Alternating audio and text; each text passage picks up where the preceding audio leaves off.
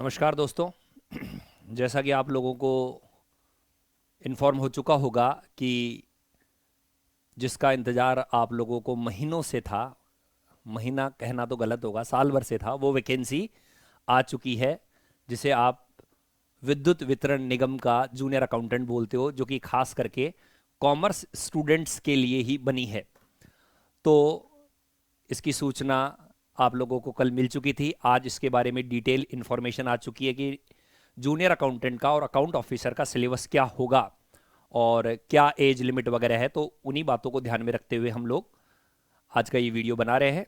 जो स्टूडेंट मेरे Telegram channel से जुड़ना चाहें, जिसमें मैं इसकी महीनों से डिटेल्स दे रहा हूँ, क्वेश्चंस करवा रहा हूँ, रोज़ाना एमसीक्यूज़ करवाता हूँ, तो नीचे डिस्क्रिप्शन बॉक्स में उसका लिंक दे रखा है, आप उसे ज्वाइन करके बेनिफिट उठा सकते हैं। तो लीजिए, सबसे पहले मैं आपको बता दूं, लिखा हुआ है राजस्थान राज्य विद्युत प्रसारण निगम limited, RVPN, RVUPNL, JVNL, AVNL, JDVVNL। तो ये है वैकेंसी के बारे में। और इसमें जो हमारे काम का है वो है जूनियर अकाउंटेंट। बाकी मैं स्किप कर रहा हूँ, सीधा जूनियर अकाउंटेंट के मुद्दे पर आ रहा हूँ। यदि आप इस नोटिफिकेशन में देखेंगे तो 280 ही है। अब आप कहोगे सर हमें तो 313 बताया गया था, ये तो 280 का ही टोटल बैठ रहा है, ये क्या चक्कर है? तो इसके 280 के नीचे 33 वैकेंसीज का अलग है। अब 280 वैकेंसीज में किसका कोटा कितना है वो आप डिटेल्स देख लेंगे कि कितना कोटा किस व्यक्ति के लिए है, कौन से विभाग में, RVPN में, RVUNL में, JVNL में और JDVVNL में, AVNL में कितने कितने पद किसके लिए हैं। ठीक है, तो ये आपको देखना है कि कौन से विभाग में ज़्यादा पद है और आपके लिए बेहतर क्या है। ठीक है, देन इसके बाद मैं सीधा मुद्दे पर आता हूं कि इसमें एज लिमिट क्या है। तो आपको बड़ा सुकून मिलेगा जिन स्टूडेंट की एज थोड़ी क्रॉस हो रही थी कि 42 ईयर एज कर दी है 1 जनवरी 22। इन्होंने कहा कि पिछले 2 साल में इन्होंने क्लॉज डाला है। मैं उस क्लॉज को अंडरलाइन कर लेता हूं, ये लिख रहा हुआ है वो क्लॉज, दिख गया होगा आपको। However, as per the direct recruitment in previous year has not been done for different duration in different nigam, upper age limit shall be as follow. 40 की जगह 42 ईयर्स कर दी है। तो जो स्टूडेंट बिल्कुल किनारे पर आ गए थे उनके लिए बहुत बड़ी राहत कि 42 ईयर तक की एज तक आप एग्जाम दे सकते हो। 18 से कम नहीं, 42 से ज़्यादा नहीं। अब 18 तो मेरे ख्याल से लोअर वाला तो किसी का नहीं होगा, क्योंकि जो ग्रेजुएट होता है कम से कम 18 का तो हो ही चुका होता है। तो ये काम क्लियर हो गया, 42 ईयर एज। देन मैं इसके बाद आता हूँ इसके फीस वगैरह तो आप देख ही लेंगे। 1600 रुपये की फ़ीस है, 1400 रुपये है वो UR वगैरह के लिए है। तो आप फीस का मैटर आप देख लेंगे। इसमें जो एक इम्पॉर्टेंट चीज़ है कि फॉर्म कौन सी तारीख से ओपन होंगे, तो आपको पता होगा कि ये फॉर्म जो है 2 मार्च से ओपन हो जाएंगे और फॉर्म भरने की लास्ट डेट है 22 मार्च। तो डेट का विशेष ध्यान रखिए और उचित मुहूर्त पर अपना फॉर्म डिपॉजिट कर दीजिए।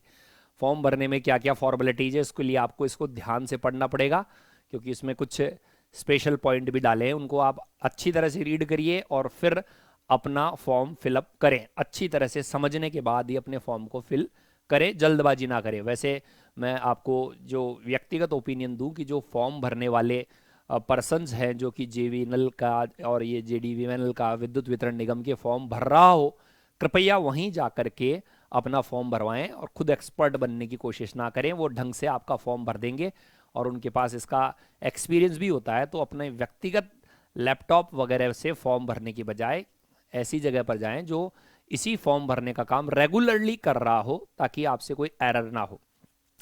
नेक्स्ट हम आते हैं इसके सिलेबस पर। तो सिलेबस देखिए, ये रहा इसका सिलेबस जूनियर अकाउंटेंट का। तो सिलेबस वो का वो है, डिट्टो वही है जो 2018 की वैकेंसी में था। 60% वेटेज है कॉरपोरेट अकाउंटिंग। मैं आपको पहले भी बता चुका हूं कि जूनियर अकाउंटेंट JVNL में सिलेबस नहीं आता, बुक के नाम आते हैं। तो कॉरपोरेट अकाउंटिंग बुक का नाम, इनकम टैक्स बुक का नाम, कॉस्ट अकाउंटिंग बुक का नाम, ऑडिटिंग हो गया, मैनेजमेंट अकाउंटिंग हो गया, एडवांस कॉस्ट अकाउंटिंग हो गया और एडवांस फाइनेंशियल अकाउंटिंग हो गया और टैक्सेशन लॉ और दुनिया भर की सारी चीज़ें। तो ये BCom और MCom की बुक है। नोट में भी देख लीजिए, लिखा हुआ है standard and syllabus of the exam for part A shall be of graduation degree level. Graduation level का सिलेबस पूछा जाएगा। ध्यान रखिए, ये आरपीएससी जूनियर अकाउंटेंट नहीं है, आरपीएससी जूनियर अकाउंटेंट नहीं है, ये बिल्कुल भी आरपीएससी जूनियर अकाउंटेंट नहीं है, ये ग्रेजुएशन लेवल की अकाउंटिंग है।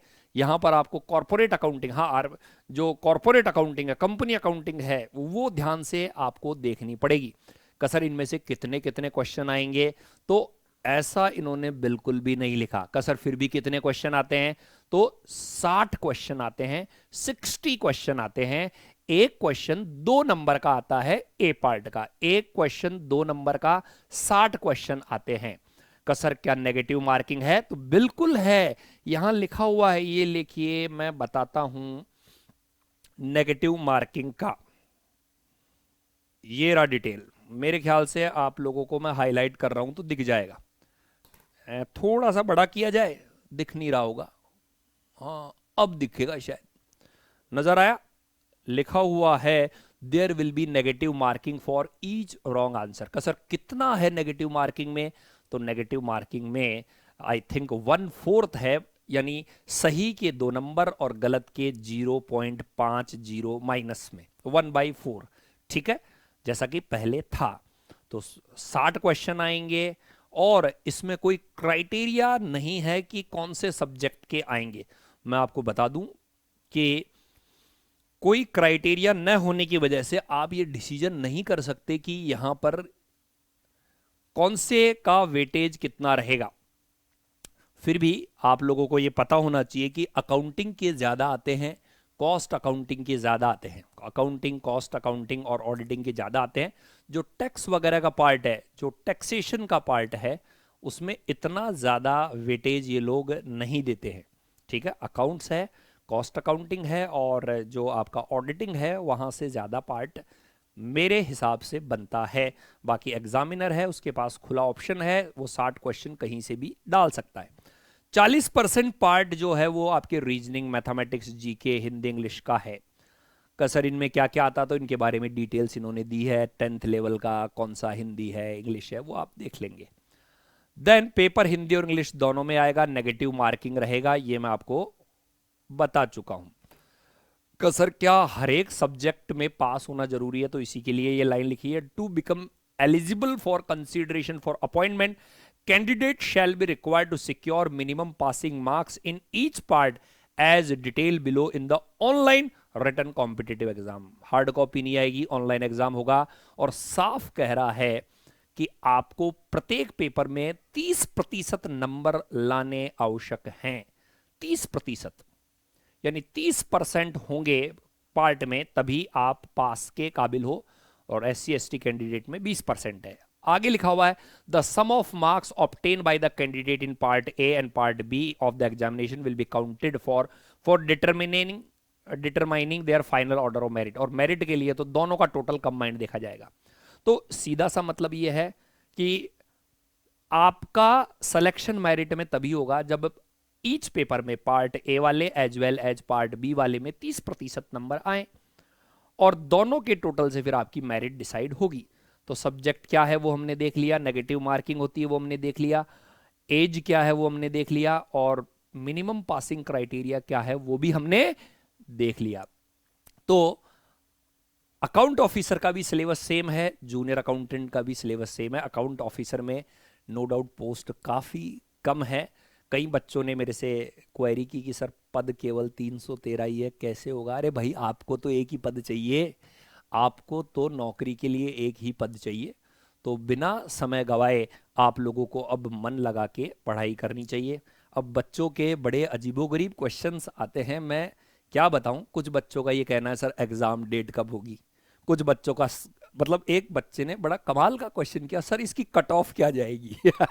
अब आप बताइए, एग्ज़ाम की डेट होगी अभी आई है, कट ऑफ कितनी जाएगी, मतलब फॉर्म कितने भरे जाएंगे। भाई कोई हम ज्योतिषी नहीं है, ठीक है। बाकी ये बता दें, सारे जो यूट्यूब चैनल्स पर कई लोग इसके बारे में कह रहे थे, इवन मैं भी यही कह रहा था कि प्लीज़ बच्चों पढ़ लो पढ़ लो पढ़ लो, और ये आ गई। और वास्तव में इसका सिलेबस है ये बहुत अच्छा खासा है, और जिसने मन लगा के पढ़ाई की है या करेगा, अपडेट है, वही इस एग्ज़ाम में सीट ले जा पाएगा। ठीक है, तो मन लगा के पढ़िए। और यदि आप फ्री में डेली एमसीक्यूज़ करना चाहते हैं तो मेरा टेलीग्राम चैनल ज्वाइन करें। ठीक है, मैं आप लोगों की इसी तरह मदद करता रहूँगा। Thank you very much. मिलेंगे, कोई नया अपडेशन होता है उसके बाद। Okay, bye.